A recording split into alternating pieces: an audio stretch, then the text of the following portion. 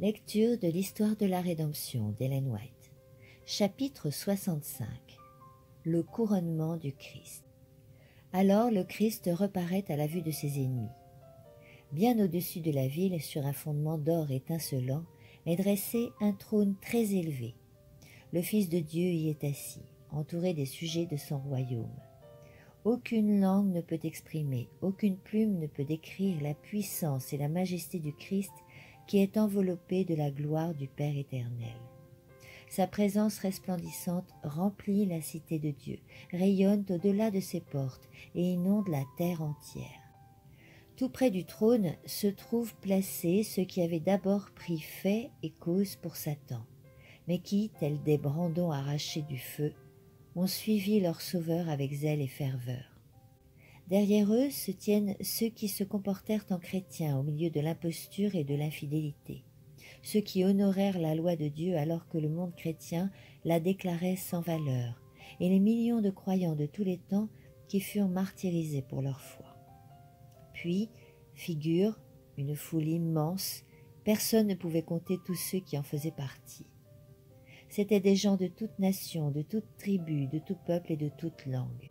Ils se tenaient devant le trône et devant l'agneau, habillés de robes blanches et avec des branches de palmier à la main. Apocalypse 7, 9. Pour eux, le combat est terminé. Ils ont remporté la victoire, ils ont achevé la course et ont obtenu le prix. Les branches de palmier qu'ils tiennent dans leurs mains sont l'emblème de leur victoire, et leurs robes blanches représentent la justice immaculée du Christ qui leur appartient désormais. Les rachetés entonnent un chant de louange qui se répercute à l'infini sous les voûtes du ciel. Notre salut vient de notre Dieu, qui est assis sur le trône, ainsi que de l'agneau. Puis les anges et les séraphins unissent leur voix à ce cantique d'adoration. Ayant mesuré le pouvoir et la perversité de Satan, ils comprennent mieux que jamais que seule la puissance du Christ pouvait les rendre vainqueurs. Parmi cette brillante multitude, nul ne s'attribue le salut, comme s'il avait vaincu par sa propre puissance et par sa vertu. Ils ne soufflent pas un mot de ce qu'ils ont fait ou de ce qu'ils ont souffert. Le thème et la pensée dominante de chaque hymne est « Notre salut vient de notre Dieu, ainsi que de l'agneau » Apocalypse 7, 10. Puis a lieu le couronnement définitif du Fils de Dieu en présence des habitants du ciel et de la terre. Alors, investi de la majesté et du pouvoir suprême, le roi des rois prononce la sentence sur ceux qui se sont révoltés contre son gouvernement, et il exécute ses jugements contre ceux qui ont transgressé sa loi et opprimé son peuple. Puis, dit le prophète, je vis un grand trône blanc et celui qui est assis. La terre et le ciel s'enfuirent devant lui, et on ne les revit plus. Ensuite, je vis les morts, grands et petits, debout devant le trône. Des livres furent ouverts. Un grand livre encore fut ouvert, le livre de vie. Les morts furent jugés selon ce qu'ils avaient fait, d'après ce qui était écrit dans les livres. Apocalypse 20, 11, 12. Dès que les livres sont ouverts et que les regards de Jésus se portent sur les réprouvés, ceux-ci prennent conscience de tous les péchés qu'ils ont commis. Ils voient exactement où leurs pieds se sont écartés du sentier de la pureté et de la sainteté, et dans quelle mesure l'orgueil et la révolte les ont amenés à transgresser la loi de Dieu. Tentation caressée, bénédiction détournée de leur but, manifestation de miséricorde repoussée par leurs cœurs obstinés et impénitents. Tout cela leur apparaît comme inscrit en lettres de feu. Un panorama du grand conflit. Au-dessus du trône, on voit la croix, et comme dans une série de tableaux panoramiques, on voit défiler les scènes de la tentation et de la chute d'Adam, puis les phases successives du grand plan de la rédemption.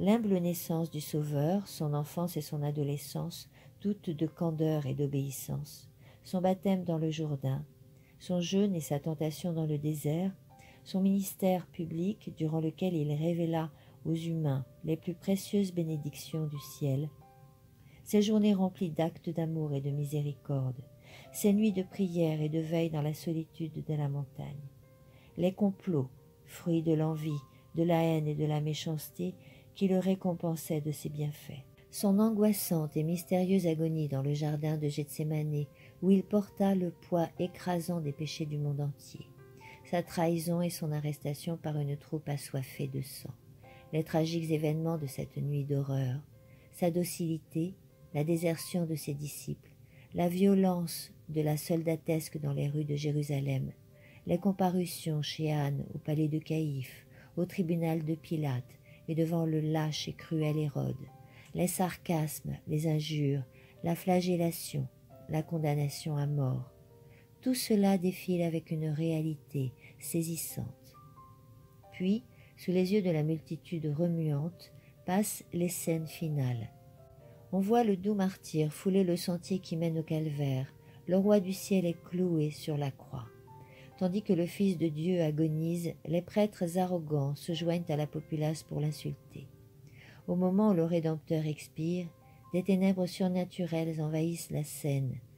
La terre tremble, les rochers se fendent et des tombeaux s'ouvrent. Ce spectacle effarant est d'une poignante exactitude. Satan, ses anges et ses sujets, qui reconnaissent leur œuvre, ne peuvent en détourner les regards. Chacun des acteurs de ce drame se reconnaît dans le rôle qu'il a joué. Hérode, qui massacra les enfants innocents de Bethléem pour essayer de faire mourir le roi d'Israël. L'infâme Hérodias, qui chargea sa conscience du sang de Jean-Baptiste. Pilate, faible et opportuniste. Les soldats moqueurs, les sacrificateurs, les chefs religieux et la foule en démence qui criait « Que les conséquences de sa mort retombent sur nous et sur nos enfants !» Tous prennent alors conscience de la gravité de leur faute. Ils tentent en vain de se dérober à la vue de celui dont la majesté divine et l'éclat surpassent la lumière du soleil, tandis que les rachetés jettent leur couronne aux pieds du Sauveur en s'écriant « Il est mort pour moi !» Parmi la multitude des rachetés figurent les apôtres du Christ, le courageux Paul, l'ardent Simon-Pierre, Jean le disciple aimant et bien-aimé, leurs fidèles convertis et avec eux le long cortège des martyrs. Mais à l'extérieur des murailles de la Nouvelle Jérusalem, en compagnie d'êtres vils et méchants, on voit ceux qui ont persécuté, emprisonné et mis à mort les chrétiens. Néron, ce monstre de vice et de cruauté, voit la joie et l'enthousiasme de ceux qu'il torturait autrefois, ce à quoi il prenait un plaisir sadique.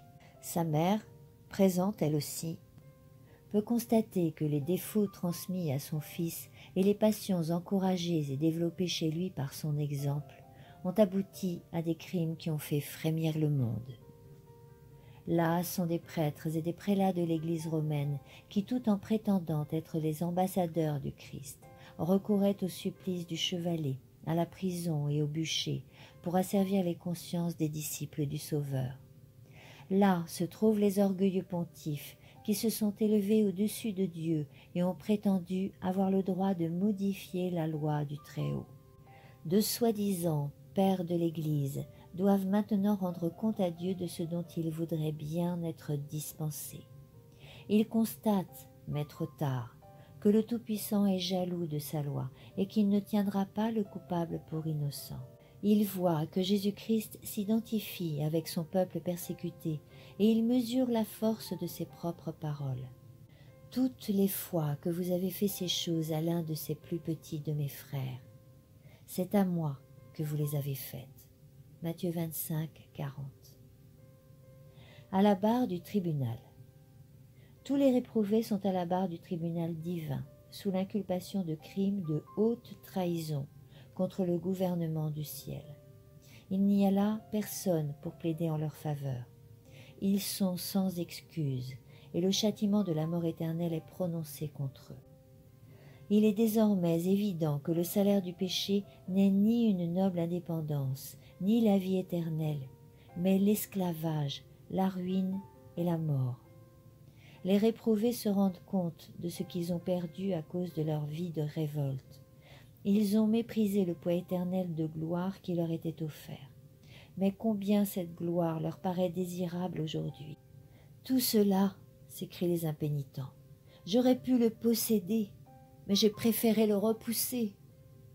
Quelle aberration de ma part! J'ai échangé la paix, le bonheur et la gloire contre la douleur, la honte et le désespoir.